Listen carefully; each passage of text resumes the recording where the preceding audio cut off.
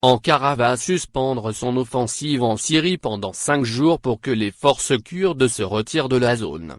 Le cessez-le-feu provisoire a été annoncé par le vice-président américain et la Turquie. Les Kurdes sont prêts à le respecter. C'est un grand jour. Sur Twitter, Donald Trump s'est félicité de l'accord trouvé jeudi 17 octobre entre son vice-président Mike Pence et la Turquie, qui prévoit un cessez-le-feu de 120 heures dans le nord-est syrien pour permettre un retrait des forces kurdes. Lors d'une conférence de presse après un entretien de 4 heures avec le président turc Recep Tayyip Erdogan, Mike Pence a précisé que l'armée turque allait suspendre ses opérations le temps du retrait des forces kurdes dans la région. Les États-Unis ont déjà commencé à sécuriser le retrait, a-t-il précisé.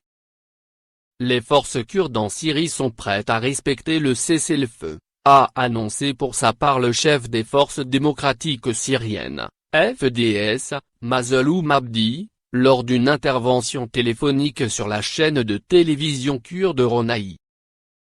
Les Turcs ont promis aux Américains que cette zone de sécurité serait temporaire et ne provoquerait pas de déplacement massif de population, a déclaré jeudi soir le représentant spécial américain pour la Syrie, James Jeffrey. Les forces kurdes devront se retirer d'un secteur d'une profondeur de 32 km censé se transformer à terme en zone de sécurité. L'offensive turque s'arrêtera complètement lorsque ce retrait aura été terminé, a ajouté Mike Pence. L'accord prévoit également que la Turquie s'abstienne de toute opération militaire dans la ville syrienne de Kobané. Le chef de la diplomatie turque Mevlut Cavusoglu a confirmé la suspension des opérations militaires dans le cadre de l'opération Source de paix, lancée le 9 octobre.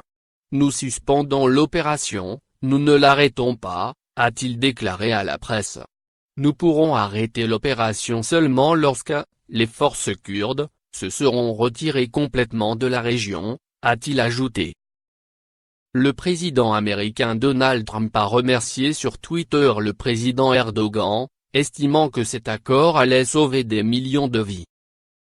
Les dirigeants de l'Union européenne ont pris note jeudi soir de la suspension de l'opération et ont appelé une nouvelle fois Ankara à l'abandonner et à retirer ses troupes.